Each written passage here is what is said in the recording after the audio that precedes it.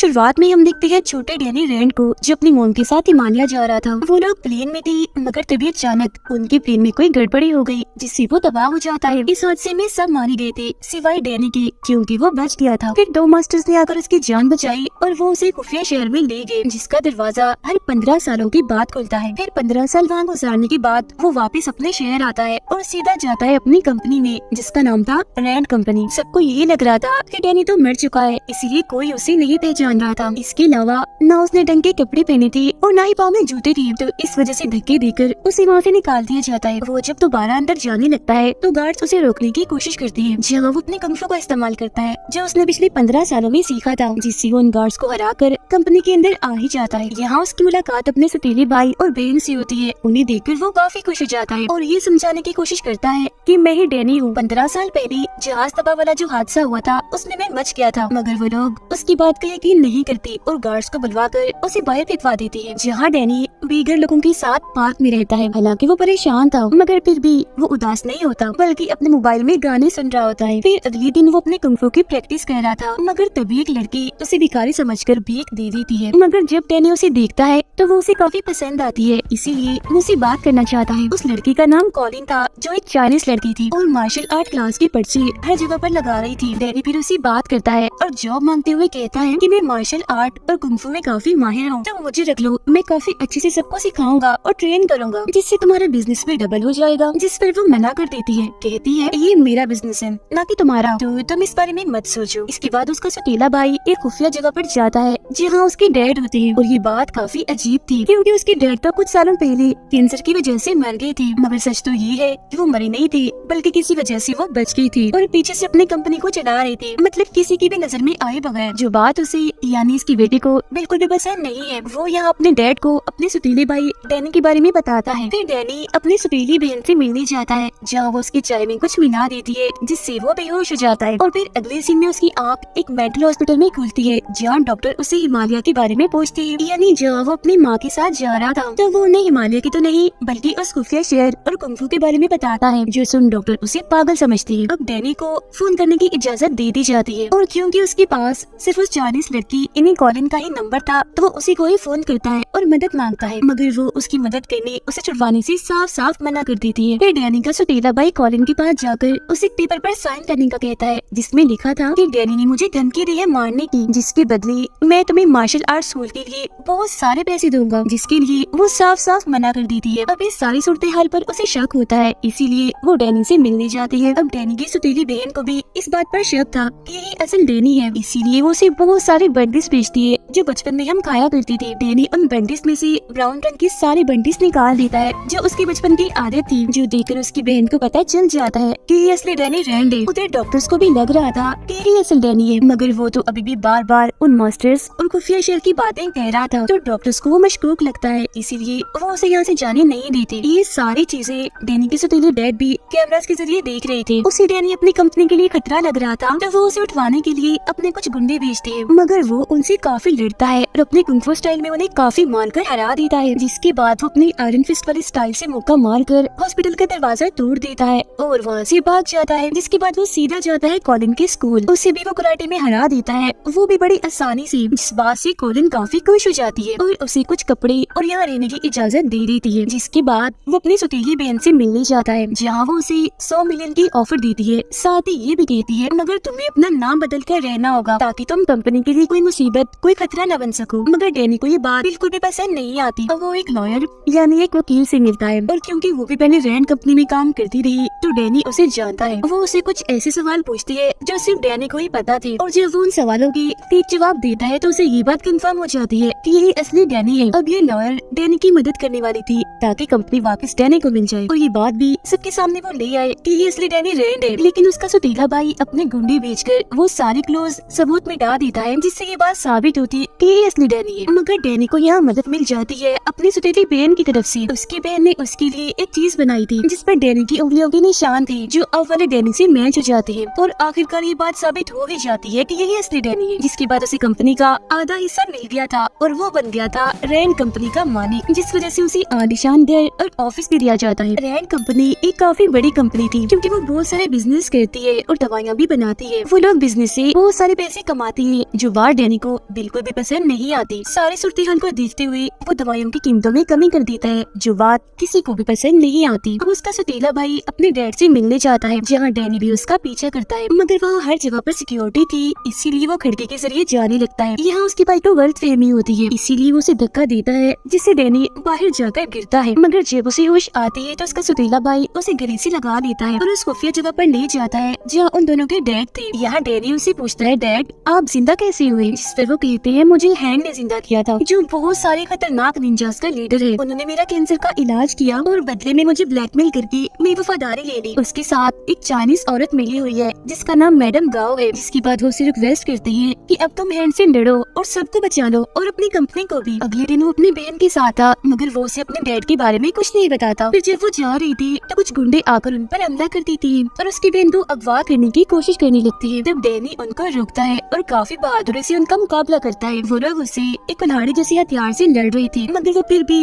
Danny के सामने टिक नहीं पाते। एक एक करके वो उन्हें टिकाने लगाता रहता है जिससे वो अपनी बहन को अगवा होने से बचा लेता है। अब ये दोनों बहन भाई जाते हैं कॉलिन के पास उस मैडम गाँव का पता लगवाने, क्योंकि वो भी चाइनीज थी तो हो सकता है कि कॉलिन उन्हें जानती हो, यानी जिसके बारे में उनके डैड ने बताया था। अब उनकी ये बात सच भी हो जाती है क्योंकि कॉलिन उन्हें एक चाइनीज होटल के बारे में बताती है जिसके लीडर से डैनी बात करने जाता है। तब वो बताता है कि रैंड कंपनी के साथ हमारी एक डील हुई थी मगर तुम्हारे बहन ने डील हमसे तोड़कर किसी और से कर ली, मतलब कि हमारे साथ धोखा किया। मगर जब डैनी उन्हें हैंड के बारे में बताता है तो उन लोगों का मुंह बंद हो जाता है और फिर वो लोग वहाँ से चले जाते हैं। मगर बाद में वो लोग डैनी को एक पार्सल भेजते हैं जिसमें हैंड का ही बनाया हुआ एक ड्रग, एक नशा था, साथ ही एक लोगो, एक निशान भी था जो आयरन फिस्ट के ड्रैगन का था जो डैनी के सीने पर भी बना हुआ था। फर्क सिर्फ इतना था कि उसमें पंख नहीं थे। इसके बाद हम देखते हैं कि मैडम गाओ इन्हें जो हैंड के साथ मिली हुई है इस ड्रग नशे के काम में, वो अपने बिजनेस को इतना ऊपर ले गई है कि अब किसी को भी ड्रग लेने के लिए पाउडर या इंजेक्शन का इस्तेमाल नहीं करना पड़ेगा, बस टीका लगाओ और नशे ले लो। इसके बाद डैनी अपने भाई के पास जाकर उसे भी ये ड्रग नशे वाली बात बताता है, जिसे सुनकर उसका भाई कहता है ऐसा करते हैं मैं कंपनी संभालता हूँ और तुम ये हैंड वाला, निंजा वाला, इन्हें ड्रग्स वाला मसला सुलझाओ। डैनी अब कॉलिन से मिलने जाता है जहाँ उसकी मुलाकात एक लड़की से होती है जो एक नर्स थी। इस वक्त वो कॉलिन से कराटे सीखने आई थी। डैनी उन दोनों को रात के खाने पर बुलाता है और उन्हें अपने साथ शामिल होने की ऑफर करता है जिस पर वो दोनों मान भी जाती है और अब ये लोग मिलकर उस ड्रग की तलाश में निकल जाते हैं। वो लोग ड्रग्स हर जगह ढूंढते हैं जो उन्हें नहीं मिलते, मगर एक खुफिया जगह पर डैनी को एक केमिस्ट मिल जाता है और ये वही है जो ड्रग्स वाले स्टिकर बनाता है। डैनी उसकी गार्ड से लड़ता है जिस दौरान गलती से चाकू उस केमिस्ट को भी लग जाता है, जिसके बाद ही उस केमिस्ट को कॉलिन के स्कूल लाते हैं और क्योंकि उनके साथ वो नर्स थी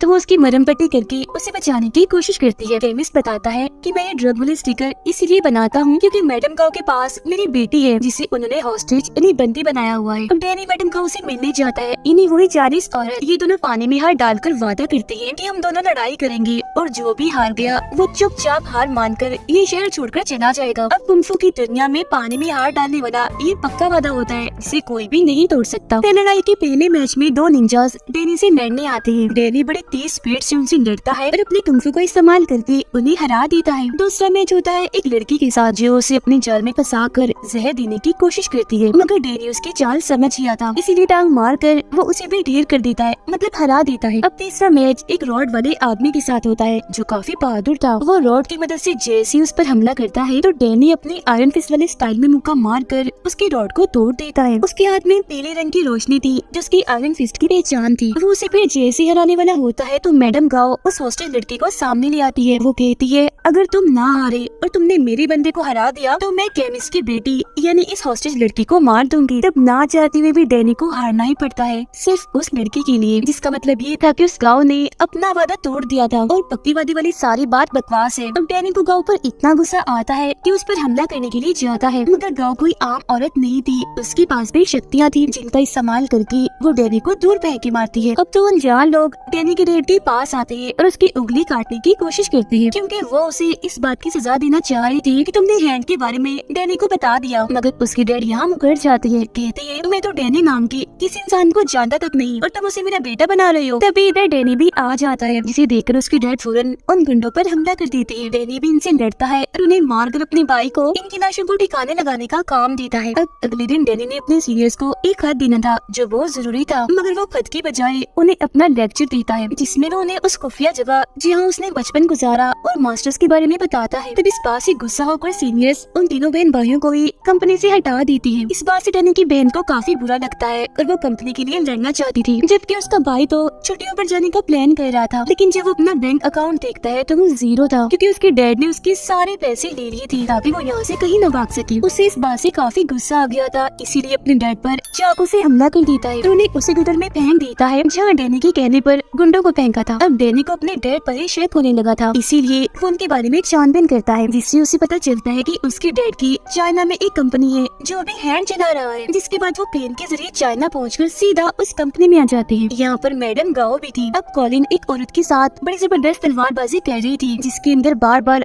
कॉलिन ने उसे हरा रही थी। डैनी भी एक आदमी से लड़ता है और उसे काफी मारता है, फिर वो उन्हीं की तलवारों को उनमें ही घुसाकर मार देता है। उन सबकी लाशों को देखकर डैनी समझ जाता है कि मेरी मॉम की मौत की जिम्मेदार गाओ ही है, इसीलिए पायलट को ड्रग दिया था, जिससे प्लेन उसे संभला नहीं और वो तबाह हो गया। ये जानकर तो डैनी को इतना गुस्सा आ गया था कि वो अपने आयरन फिस्ट वाली अंदाज में जोर से दरवाजे पर मुक्का मारता है। वो सीधा जाता है मैडम गाओ के पास और अभी उसे हॉस्टेज बना लेता है, मतलब कि उसे पकड़ लेता है। अब 3 दिन के बाद गटर में हलचल होती है, जहाँ से जिंदा होकर डैनी और उसके सौतेले बहन भाई की डेड बाहर आती है, जो काफी अजीब लग रहा था कि पता नहीं जब से हैंड ने उन्हें ठीक किया वो तो जैसे अमर बन गई, मर ही नहीं रही थी। वो बाहर आकर सीधा जाते हैं अपने बेटे यानी डैनी के भाई के पास और उसे कहते हैं मैंने तुम्हें माफ कर दिया, अब तुम भी मुझे माफ करके सुलह कर लो। मगर वो नहीं मानता, यानी वो अपने डैड से सुलह नहीं करता। तो उसे मजा चखाने के लिए उसके डैड उसकी गाड़ी में ड्रग्स रख देती है, जिससे पुलिस उसे पकड़ लेती है। वो ड्रग्स लेता रहता था तो मेडिकल रिपोर्ट से भी ये बात साबित हो ही जाती है कि ये ड्रग उसी का है। वो पुलिस को काफी समझाने की कोशिश करता है कि ये मेरे डैड की जान है, वो मुझे फंसा रही है, मगर कोई भी उसकी बात पे यकीन नहीं करता, क्योंकि उसके डैड की तो काफी साल पहले कैंसर की वजह से मौत हो गई है और वो तो जेल में हो गया था। इसीलिए उसके डैड अपनी बेटी को अपने काम के लिए इस्तेमाल करते हैं। उसे अपना राज भी बता देती है, जो सुनकर वो हैरान तो थी मगर काफी खुश हो गई थी, क्योंकि उसे लग रहा था कि मुझे मेरे डैड मिल गए, मगर वो उसे सिर्फ अपना मकसद ही निकलवाना चाहती थी। डैनी ने मैडम गाओ को कॉलिन के स्कूल में कैद किया हुआ था। कॉलिन की हालत काफी खराब हो जाती है, क्योंकि उसे जहर की एक गोली लग गई थी और ये वही जहर था जिसे गाँव भी इस्तेमाल करती है। कॉलिन मरने ही वाली थी, मगर तभी इधर एक डॉक्टर आकर उसका इलाज करता है और मरने से उसे बचा लेता है। ये डॉक्टर दरअसल एक कॉलेज में प्रोफेसर भी था और इसने ही कॉलिन को कुंफू सिखाया था। यहाँ वो और डैनी दोनों कुंफू करने लगती है और वो डैनी को भी अपने कॉलेज में प्रोफेसर बनने के लिए कहता है। अब डैनी को गाँव से पता चलता है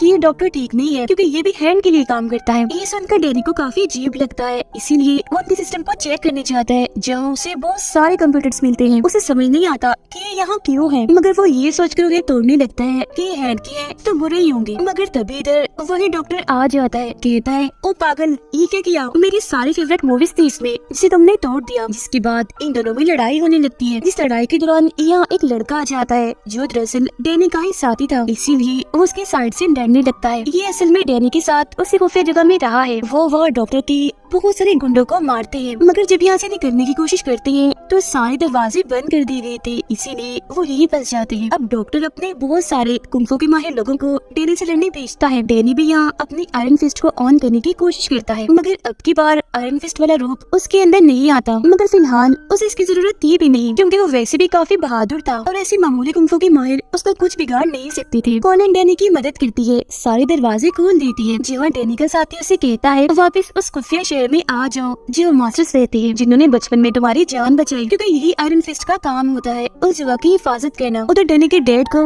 जब ये बात पता चलती है कि हैंड हमारे ही बैंक अकाउंट इस्तेमाल कर रहा है, तो वो सारे अकाउंट्स खाली करने का फैसला करती है ताकि हैंड को बर्बाद कर सके। डॉक्टर अब कॉलिन को पकड़ लेता है और जब उसे ये बात पता चलती है कि इसने भी हैंड को मरवाने के लिए डैनी का साथ दिया, तो वो अपने साथियों को कहता है कि इसे मार दो, और वो भी बहुत बुरे तरीके से। मगर वो कैसे भी करके खुद को आजाद कर लेती है और वहाँ से निकल जाती है। जब वो बाहर गुंडों से लड़ रही थी तो तभी इधर डैनी आ जाता है और कॉलिन को संभालता है। जेल में डॉक्टर डैनी के सौतेले भाई से मिलने जाता है और ऑफर करता है अगर तुम्हारे डैड को मार दिया जाए तो मैं तुम्हें कंपनी का चीफ बना दूंगा, क्योंकि अब कंपनी मैं ही संभाल रहा हूँ। जब वो डॉक्टर की बात मान लेता है और ये लोग उस खुफिया जगह पर हमला करती है जहाँ उनकी डैड रहती थी। यहाँ का डैनी का सौतेला भाई कहता है मेरे डैड को मार दो, लेकिन मेरी बहन को कुछ मत करना। तब डॉक्टर उसकी बहन की तरफ गन से इशारा करता है और गोली चलाते हुए कहता है ये वाली बहन, जिससे जाहिर है गोली चलने से उसकी मौत हो जाती है। इसके बाद डॉक्टर डैनी को वीडियो कॉल करके वहाँ की सारी सूरत हाल दिखाता है, मतलब कि उसकी सौतेली फैमिली कितनी बुरी है। ये देखकर डैनी खुद को उसके हवाले कर देता है कि मैं कितना पागल था, अपने सौतेले बाप बहन भाई जितने बुरे लोग थे उन्हें बचाने की कोशिश कर रहा था, उनका साथ दे रहा था। अब डॉक्टर डैनी को मारना नहीं,